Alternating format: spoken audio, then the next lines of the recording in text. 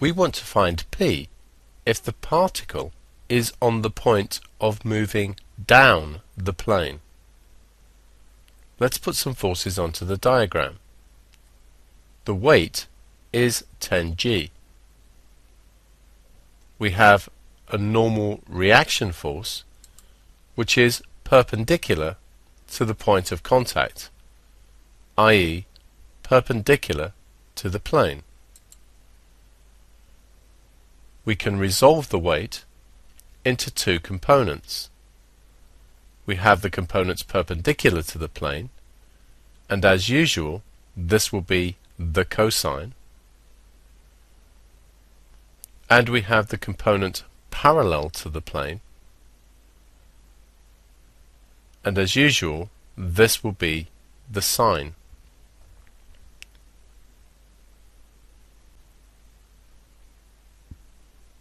We can now ignore the weight since the components do the same job.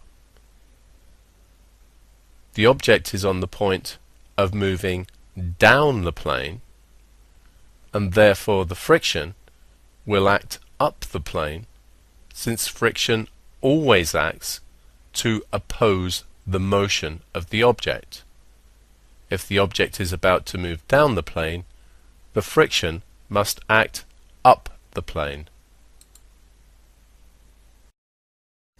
Since the particle is in equilibrium, if we look at perpendicular components, we must have that the reaction force is equal to 10g cos 30. If we look at parallel to the plane, the two forces acting up are the friction and P, and they must be equal to the force acting down, which is the 10g sine 30.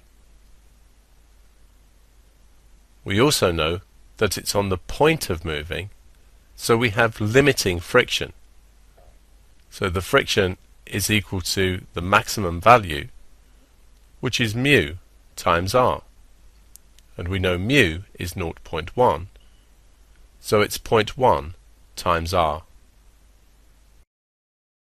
We can bring these equations together now. The friction here will be 0.1 times r, and r is given here. So 0.1 times the 10g cos 30, which is the value of r, added to P, must be equal to 10g sine 30.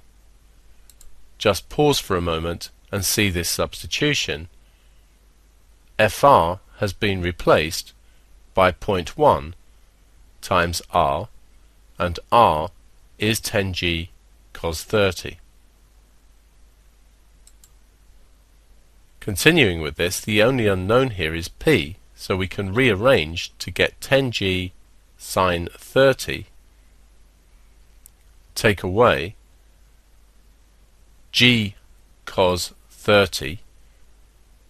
Note that 0.1 times 10 is just 1. So we can now calculate this to get 40.5 newtons, correct to 3 significant figures.